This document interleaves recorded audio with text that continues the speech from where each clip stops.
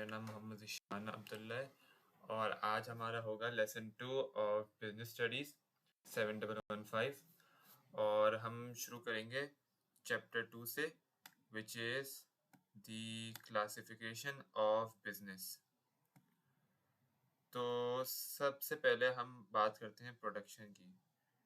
जो प्रोडक्शन होती है इज़ द मेकिंग और the manufacturing of any good और service that satisfies a human want or need।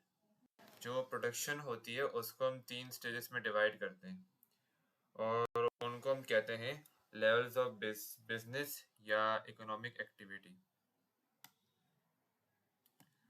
जो हमारी स्टेज 1 होती है वो होती है primary sector.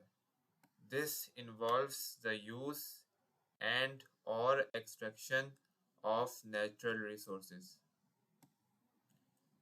For example mining, fishing, wood cutting और ऑयल ड्रिलिंग। तो जो हमारा प्राइमरी सेक्टर होता है, आप किसी भी कोई भी आप नेचुरल रिसोर्स से उसको आप एक्सट्रैक्ट कर रहे हो, जैसे फॉर एग्जांपल आप माइनिंग कर रहे हैं, आप फिशिंग कर रहे हैं, तो जो वो स्टेज ऑफ प्रोडक्शन होगा उसे हम प्राइमरी सेक्टर कहेंगे। जैसे नहीं होता एक प्राइमरी स्कूल, यानी शुरू की स्कूलिंग ईयर्स होते हैं उसे हम कहते हैं प्राइमरी स्कूल।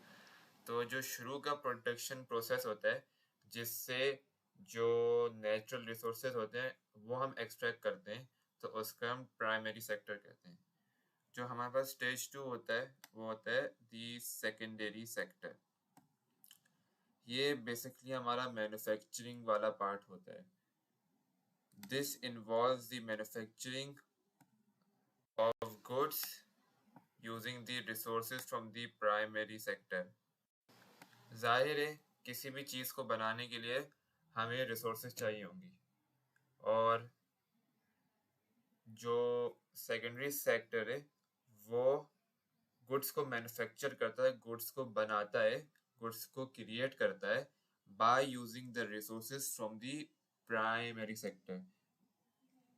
इसकी एग्जांपल आप ले सकते हैं, जैसे प्राइमरी सेक्टर से आपके पास लोहा आया और उस लोहे को सेकेंडरी सेक्टर में एक ऑटोमोबाइल फैक्ट्री ने या किसी स्टील फैक्ट्री ने उसको यूज कर लिया।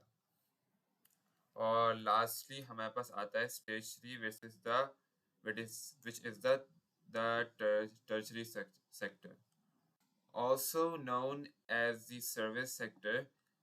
This consists of all the services provided in an economy, यानी जितनी भी जो आपकी सर्विसेज होंगी उसे हम टर्शरी सेक्टर में हम क्लासिफाई करेंगे। अब सर्विसेज क्या होती हैं? सर्विसेज वो satisfaction of goods and wants होता है जहाँ पे फिजिकल गुड्स नहीं आते। जैसे फॉर एग्जांपल आपको अपने बाल कटवाने हैं या आपकी नीड है, क्योंकि अगर आपके बाल बड़े रहेंगे तो उसमें कई किस्म के डिजीज और पैरासाइट आपको लग सकता है, तो आप हेयर ड्रेसर के पास जाते हैं। तो हेयर ड्रेसर आपको कोई फिजिकल गुड तो नहीं सेल कर रहा होता ना, वो तो आपको एक सर्विस प्रोवाइड कर रहा है कि वो आपके लिए बाल काट देगा। तो वो जो हेयर ड्रेसर होगा वो सर्विस सेक्टर में आएगा, यानी टर्शरी सेक्टर।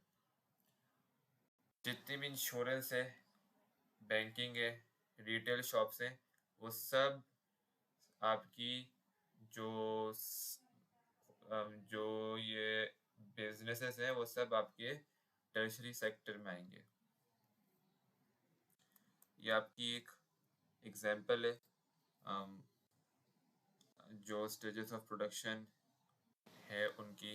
जैसे आपने खेत से आपने कॉटन लिया, फिर आपने उसको फैक्ट्री में मैन्युफैक्चर किया और फिर आपने किसी रिटेलर को दे दिया ताकि वो उसे मार्केट में सेल कर ले। जैसे फॉर एग्जांपल खेत से कॉटन लिया, फिर खेत वाले ने किसी फैक्ट्री वाले को बेचा ताकि वो उसको मैन्युफैक्चर कर सके, और फिर जो फैक्ट्री वाले ने किसी दुकानदार को बेचा ताकि वो खरीद सके।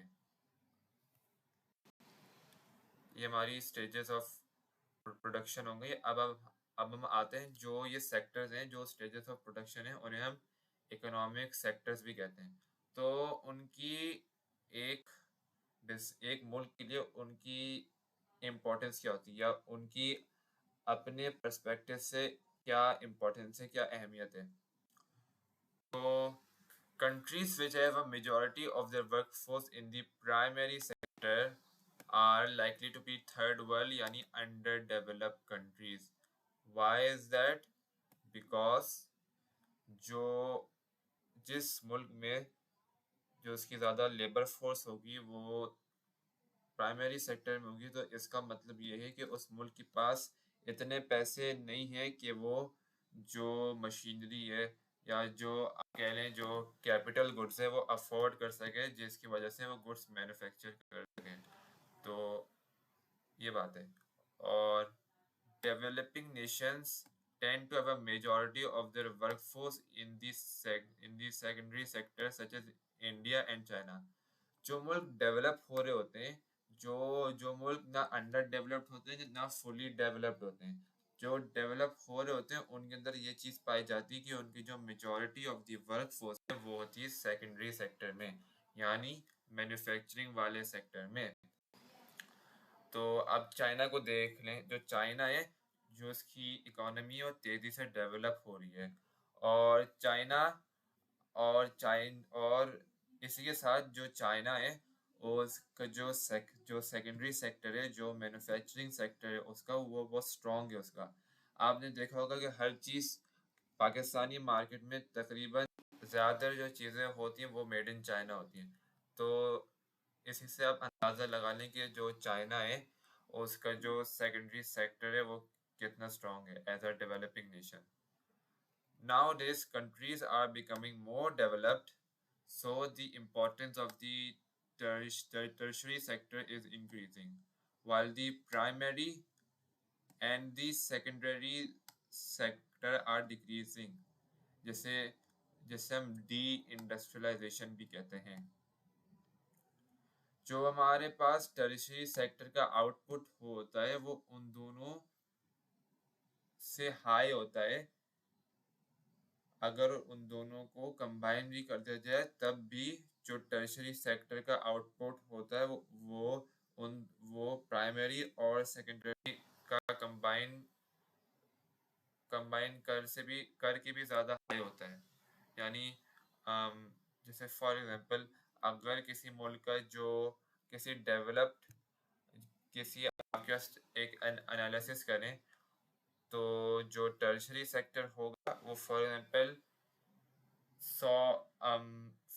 वो $100 मिलियन का आउटपुट दे रहा है, और जो आपका प्राइमरी है वो $20 मिलियन का दे रहा है, जो आपका सेकेंडरी है वो $50 मिलियन का दे रहा है। तो अगर हम दोनों को मिला लें तो जो इनका आउटपुट कंबाइन करके होगा वो तब भी जो टर्शियरी सेक्टर का आउटपुट है उससे मैच नहीं कर पाएगा। जो टर्शियरी सेक्टर होगा उसका आउटपुट हमेशा या ज़्यादातर मौक़ों पे हाई होगा।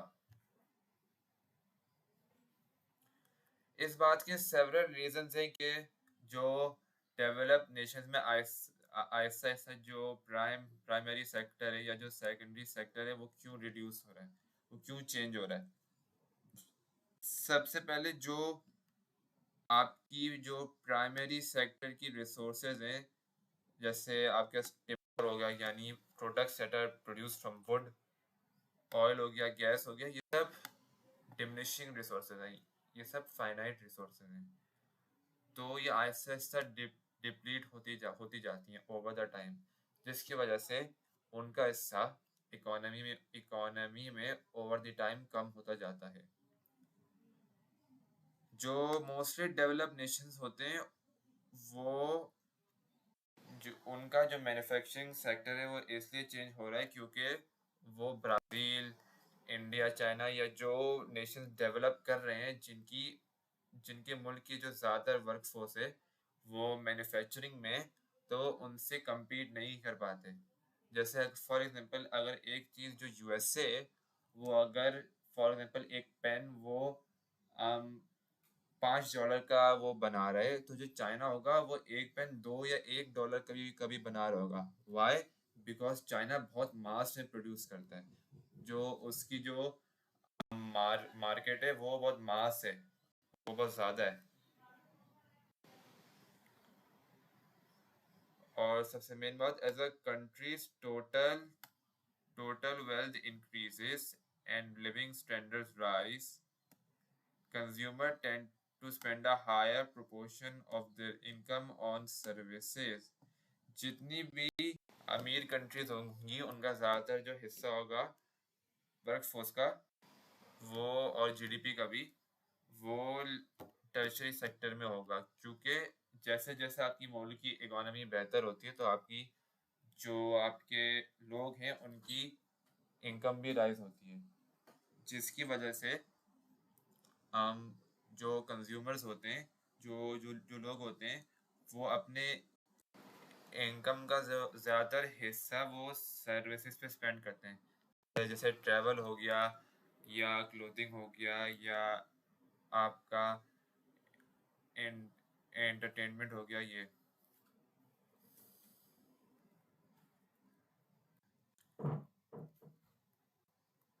लास्टली प्राइवेट और पब्लिक सेक्टर की बात कर लेते हैं।